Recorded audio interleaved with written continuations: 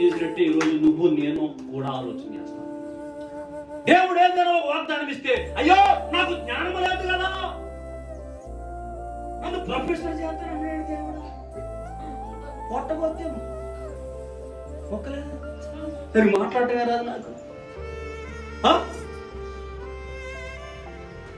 నా దగ్గర ఏమీ లేదు కదా, నేనెలా కడతానండి ఇల్లు? నా దగ్గర ఏమీ లేదు కదా, నేనెలా కడతాను వస్తువు, నేనెలా కొంటాను వస్తువు? అంటే నా ప్రమేయం ఏది లేకుండా ఇవన్నీ ఎలా జరుగుతాయి? ఈ పరిచర్య ఎలా జరిగింది? ఈ సేవ ఎలా జరుగుతుంది?